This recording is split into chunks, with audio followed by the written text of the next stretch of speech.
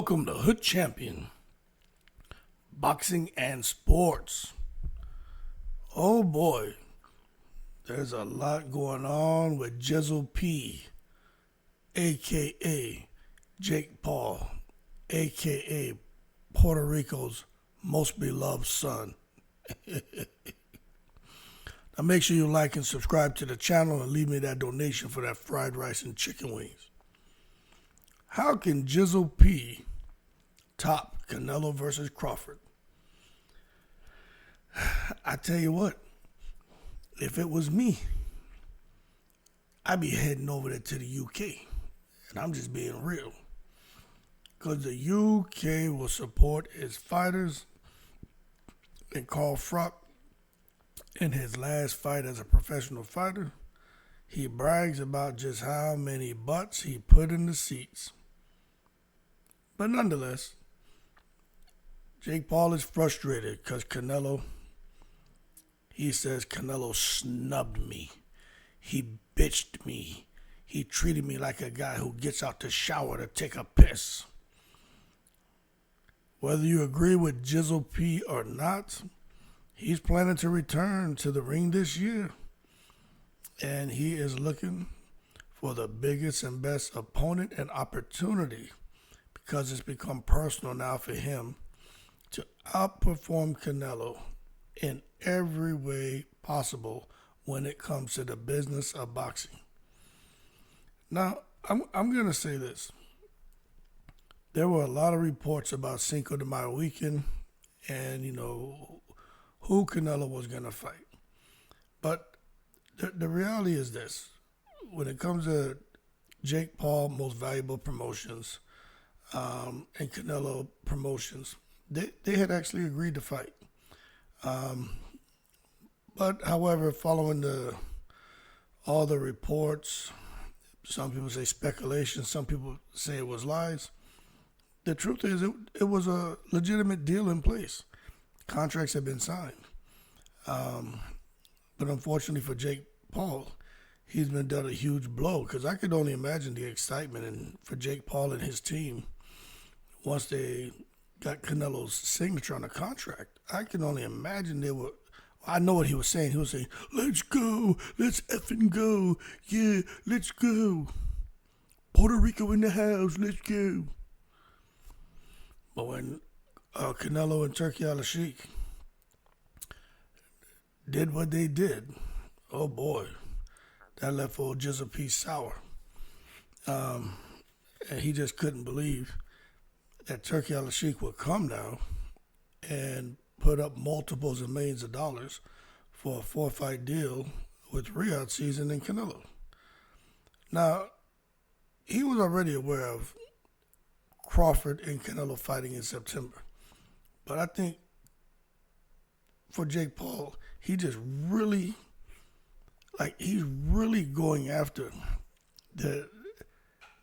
the business, you know what I'm saying? Like, he's going after the company, he's going after the institution. Like, he really wanted to do something to where Turkey Al-Sheikh couldn't outperform him as far as fight being made. And I'm going to tell you, Jake Paul and Canelo would have shattered every record imaginable, and I don't think there could have ever been another fight to be made that could have shattered the records that a fight between Jake Paul and Canelo would have created. Even Canelo versus Terrence Crawford. Yeah, the purses and stuff, it's hard to try to compete with the Saudis as far as the purses they could give a fighter. They can give them each $1 billion. It wouldn't matter to them. They wouldn't do it. But outside of that, I just think Canelo and Jake Paul is a fight to make. But as a result, now you got Jake Paul trying to figure out what to do next. Where Canelo and Turkey Al-Sheikh, they've already figured out that Canelo is going to be fighting William Skull for an opportunity to become undisputed again. And then after that, he's going to face Crawford in Las Vegas, and he'll be chilling. Even has 2 fight dates penciled in for 2026. So Canelo is just in the breeze right now. And Jake Paul, as a result, is in his feelings. Now, we know Jake Paul said that they had an exact date for his next fight. They have a location, supposed to be Saturday, July 5th in New York. And he needs someone to fight. And what he's looking at are several opponents. And he's really trying to knock this out the park. So one of the opponents that he's thinking about is for him to go and fight Conor McGregor. Now, we know last month the boxing world was left stunned after Paul uploaded a picture to his social media along with his brother Logan Paul, Bo and Zoe, Bozos, and they were chilling with Conor McGregor. Now, even I thought that was odd when I saw them in the street talking and like they were on a bus or a van. But aside from all the drama between them and Conor McGregor, it looked to me like it was more a bit of a jovial moment, and like there could have been some kind of discussions about doing business and making a fight. But nonetheless, McGregor, I don't know if he'll ever fight those guys. As much as he says those guys are nobodies to him, he can beat them both at the same time, etc. I just think with him and the UFC and whatever his deal was in place, I just don't think McGregor can do what he wants. And if he could do what he wanted, I think he would have done it a long time ago. But nonetheless, Conor McGregor would be the kind of fight, if Jake Paul could land it, that could overshadow Canelo and Crawford. And I'm being real. Conor McGregor is an international sensation, whether you like him or not. If Jake Paul could lock in Conor McGregor, oh boy, the type of records that would be broken, I think would be much bigger, especially right now, than if Jake Paul had fought Canelo.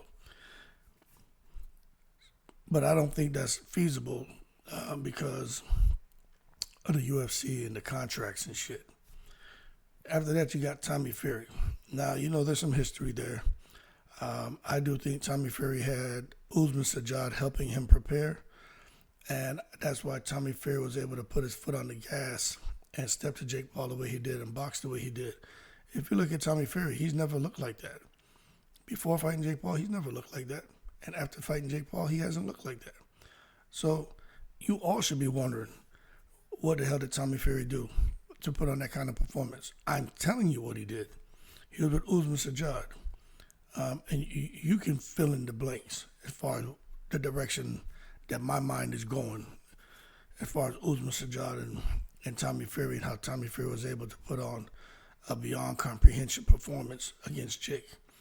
But anyway, over the years, they've gone back and forth about a rematch, and they still seem to have this kind of, I say like a love-hate relationship, but others would describe it as a bitter feud. But we will see if Tommy Fury decides, hey, I won split decision. I did get knocked down by Jake. It's 2025. The fight happened in February 2023. Let's get the sequel going. Let's get that popping. Now, I do know that Fury has said in the past that he's open to face Jake Paul again in the ring and to try to finally put, the rivalry to bed once and for all. But I'll be honest with you. I don't know what's going to happen. But I think Jake Paul is just at a point where there's so much money surrounding Jake Paul that, Tommy Fury would have to sit back and say to himself, look, I may have beat you once already and handed you your first loss. But going into this fight, I think he has to accept that he is not the A side. He does not deserve a 50-50 split, even though he beat Jake Paul already. I think they need to talk, some serious numbers on the phone, and then go from there. But what I will say is this. If Tommy Fury and Jake Paul fights again, there needs to be random blood and urine testing. And maybe Jake Paul doesn't want it either because maybe he's up to something suspicious too. Now, Another name that could help Jake Paul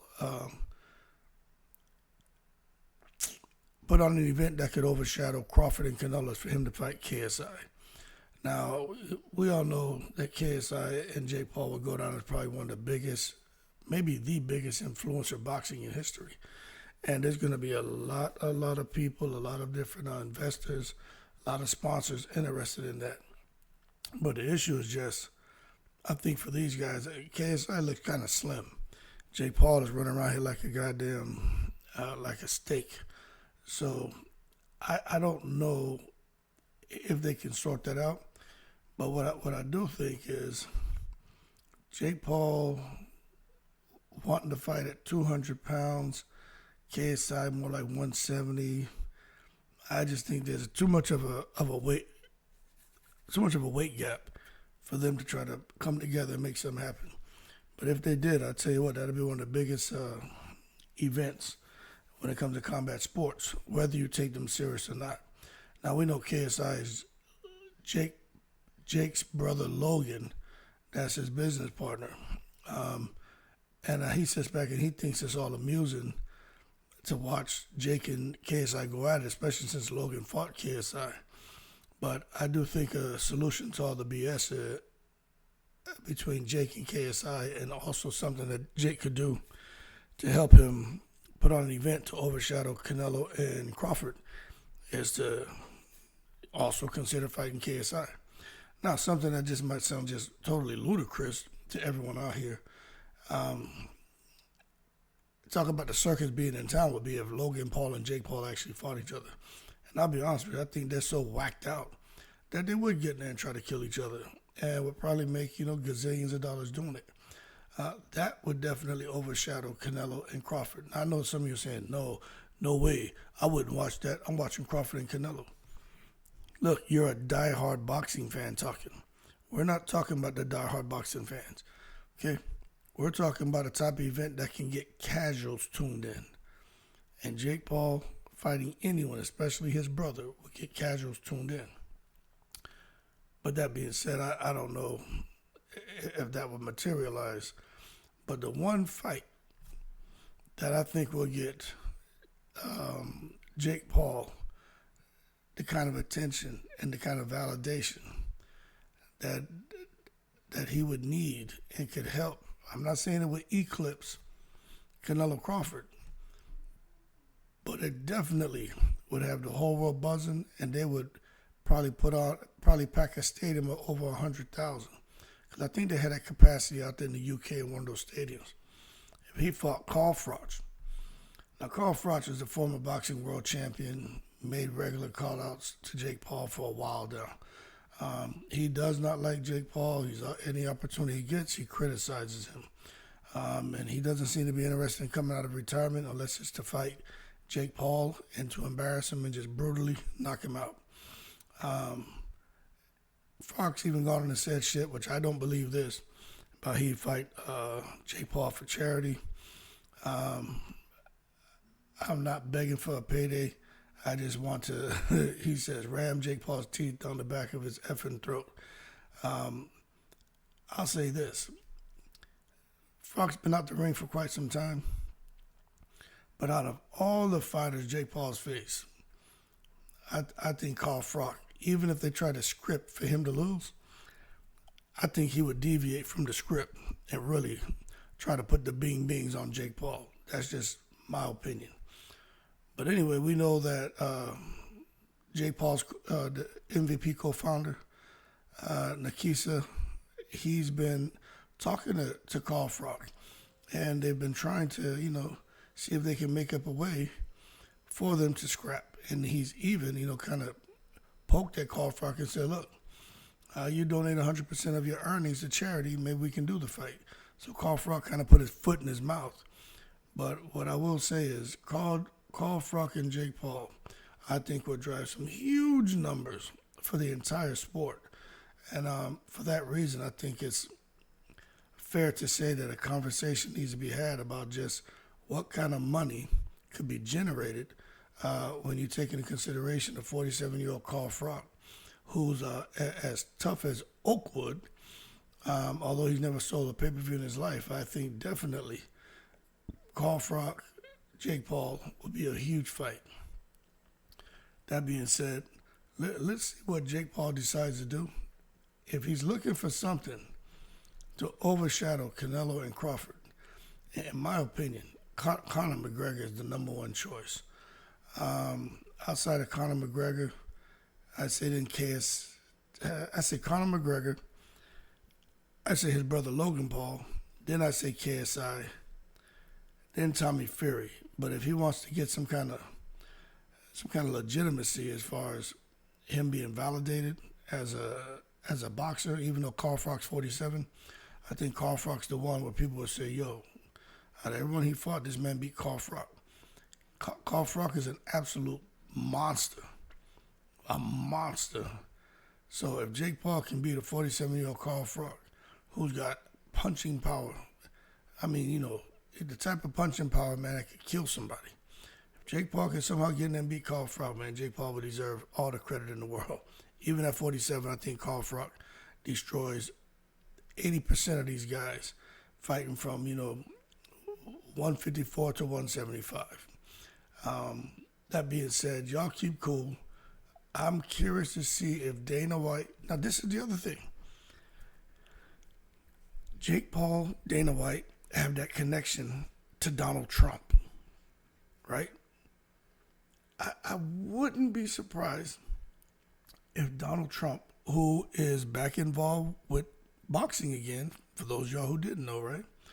If somehow Donald Trump doesn't get involved, help make, somehow can help influence a Conor McGregor, Jake Paul fight. Dana White gonna make sure he gets paid. Donald Trump makes a guest appearance. Like, they turn this shit into a circus show. And I'm telling you, if they pull out all the stops for an event like that, that shit is gonna be crazy. And it will eclipse Crawford and Canelo.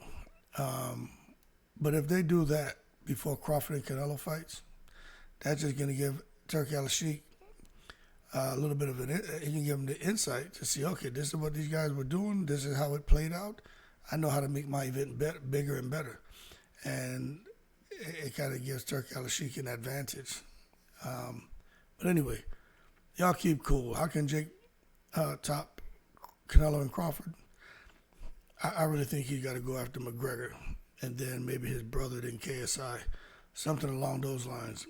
But if he wants to really get in there and fight somebody, I think he should go after Carl Froch, because Carl Froch may be old, but he ain't cold yet. Y'all keep cool. I'm in the breeze.